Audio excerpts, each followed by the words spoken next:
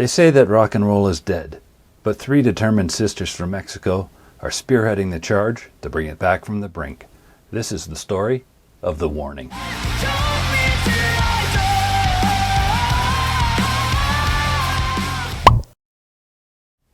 In the electrifying golden era of rock and roll, spanning the revolutionary 1960s to the extravagant 1980s, the genre wasn't just music, it was a cultural force. Picture Beatlemania sweeping the globe in the early 60s, with rock commanding over 60% of the Billboard Hot 100 by its peak in 1983. Legends like Queen, The Clash, Led Zeppelin, and the Rolling Stones all defined generations, filling massive stadiums and dominating charts worldwide. But as the 1990s drew to a close, rock's iron grip began to slip. The explosive rise of pop sensations, hip-hop innovators, rap storytellers, and country crooners started eroding its dominance. By the early 2000s, rock's share of the Hot 100 had plummeted dramatically to just 14% in 2009, signaling the onset of a relentless decline. Subgenres like grunge lost their edge after Kurt Cobain's tragic death in 1994, and nu metal faded as bands disbanded or evolved. Physical formats shifted from vinyl to CDs, only to be overtaken by digital streaming, where algorithms prioritized catchy, loop-friendly pop and R&B over guitar-driven epics. By 2010, rock vanished entirely from the top album charts for the first time in decades, and in 2020 to 2021, it accounted for less than 5% of hit songs. The last purely rock track to break into the Hot 100's top 10 was Shinedown's Second Chance back in 2009, shattering a streak that dated to the 1950s. Critics and pundits proclaimed rock dead, pointing to an aging fan base. The median listener age had risen to 38 by 2017. No longer the raw voice of youthful rebellion, rock retreated into specialized niches, eclipsed by hip-hop's unyielding chart supremacy. But wait, don't write rock's obituary just yet. Amid this decline, a fresh storm is brewing, and is coming from an unlikely source. Three sisters from Monterrey, Mexico, known as The Warning. They don't just play rock and roll, they're revitalizing it with raw power, innovative spirit, and a global appeal that's drawing in new generations. Let me take you through their story and why they're at the forefront of rock's revival. Formed in 2013, The Warning consists of Daniela Villarreal on guitars and vocals, Paulina on drums and vocals, and Alejandra on bass and backing vocals. Born into a close-knit family in Monterrey, Mexico, the Villarreal sisters grew up surrounded by music, thanks in large part to their parents' encouragement. Their father, Luis Villarreal, an engineer with a passion for rock, and their mother, Daniela Velez, fostered an environment where creativity thrived. From a young age, the sisters bonded over shared musical explorations, starting with piano lessons at ages as early as 5. Interestingly, Ale's first choice of instrument was the harp, though she ultimately embraced the bass, finding joy in its sound and feel.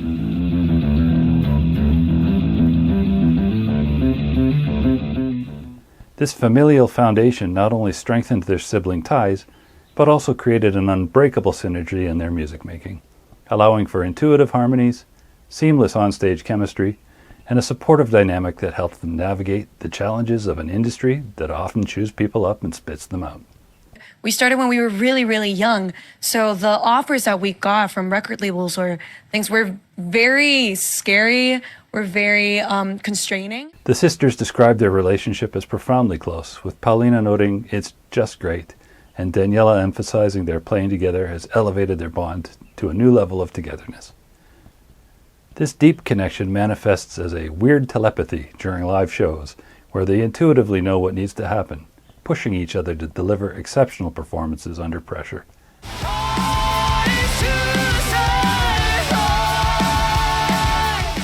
Clips of interviews often show them finishing each other's sentences. They were just kids, ages 9 to 14, when their 2014 YouTube cover of Metallica's Enter Sandman exploded online, racking up over 26 million views, and even catching the eye of Metallica's Kurt Hammett, who praised their talent.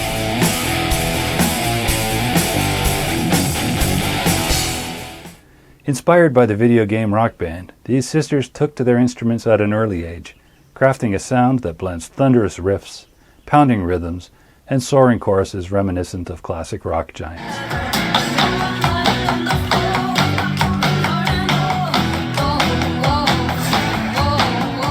Their early development was marked by hours of garage rehearsals, where sibling rivalries turned into collaborative triumphs, and family jam sessions evolved into polished performances.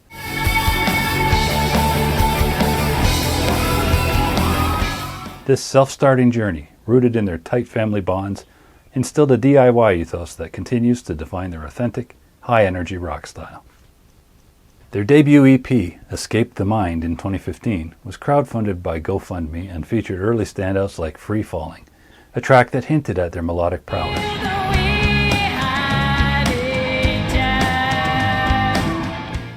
This led to scholarships at Berklee College of Music, an appearance on The Ellen DeGeneres Show, and even TEDx talks where they shared their journey of breaking barriers in a male-dominated genre.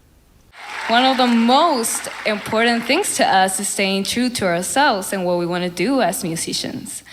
By 2017, their first full album, 21st Century Blood, arrived, packed with gems like the title track, whose music videos scooped up awards at film festivals,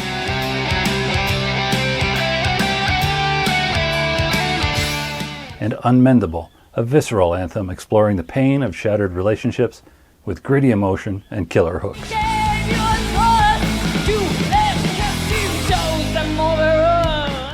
That same year, they made waves at the Mother of All Rock Festival and opened for the Killers in their hometown of Monterey, proving they could hold their own on big stages. Fast forward to 2018 and Queen of the Murder Scene, which cranked up the intensity. Standout tracks include Narcisista, a bilingual banger with fierce attitude that claps back at Mexican critics who called the band malinchistas for favoring English lyrics. That's a label that implies cultural betrayal. As their first original Spanish song, they slammed narcissistic judgments while proving their bilingual chops and commitment to their roots, all while throwing shade at the haters.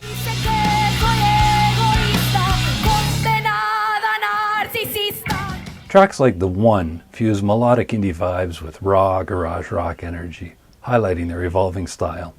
In 2019, they conquered Rock El Parque, one of Latin America's largest rock festivals, solidifying their regional dominance.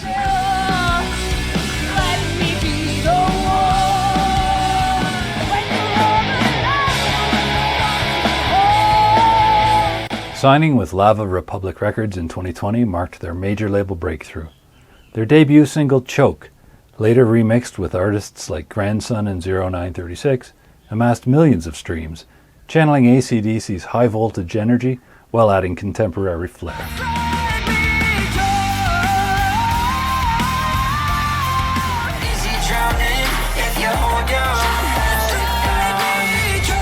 A full circle moment came with their collaboration on Enter Sandman alongside Alessia Cara for the Metallica Blacklist, which even landed in Marvel projects, exposing their sound to massive audiences.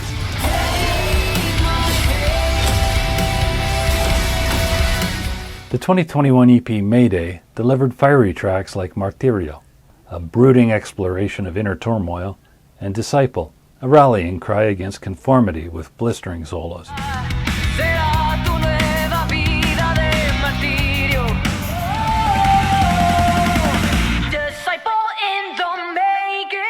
Expanded into the 2022 album Error, it included hits like Money, which climbed to number 31 on Billboard's mainstream rock airplay chart, Z, with its cryptic driving beats, Evolve, pushing boundaries with progressive elements, and Animosity, a raw outburst of frustration wrapped in Metallica-inspired riffs and indie melody.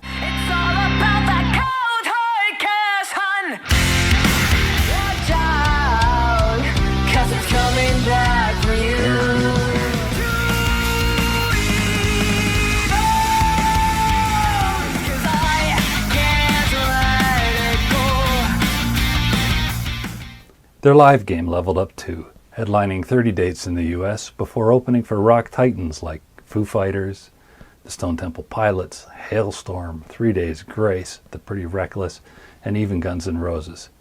In 2023, they supported Muse on the Will of the People tour in Mexico and across Europe, including a jaw-dropping performance before 70,000 fans in Lyon. They capped the year with a 10th anniversary blowout in Mexico City's Pepsi Center.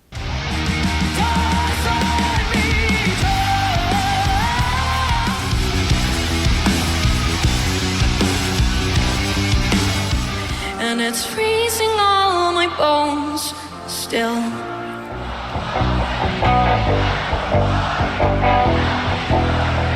Cause honey, living for money, 21st century blood.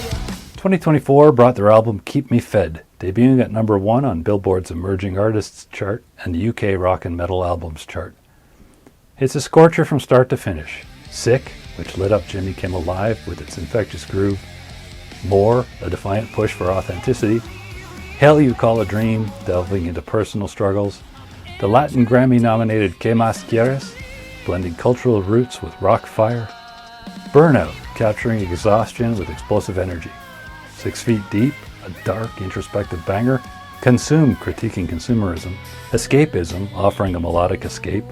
Sharks, warning of predatory vibes. And Apologize, a raw plea wrapped in heavy riffs.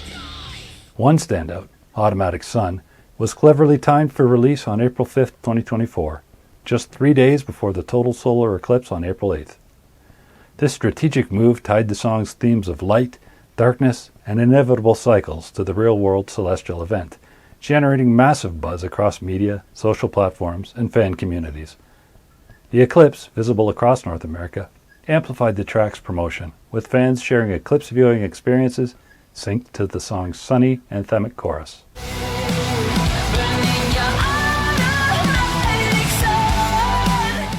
That year, they sold out tours in Europe and Japan, collaborated on Show Them with Bandmade and Hurt with Dead Poets Society, and tore up festivals like Wacken Open Air, Aftershock, Rock im Park, and Pink Pop.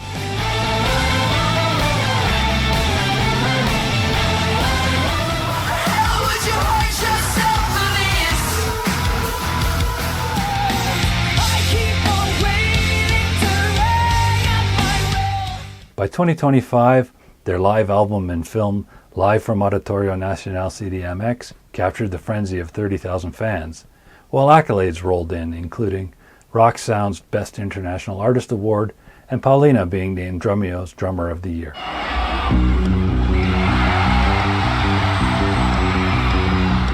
Kicking off 2026, they've released their latest single, Love to Be Loved, a collaboration with Mexican superstar Karin Leon that intriguingly weaves in the soulful songwriting touch of Teddy Swims.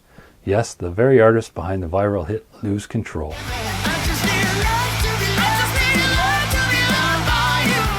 This bold fusion of rock's edge, regional Mexican sounds, and Teddy Swims' emotive R&B sensibility, sung entirely in English and timed perfectly for Valentine's Day, showcases the Warning's daring genre blending and turns a simple love song into a cross-cultural bridge. So what's the Warning's real impact on rock's revival?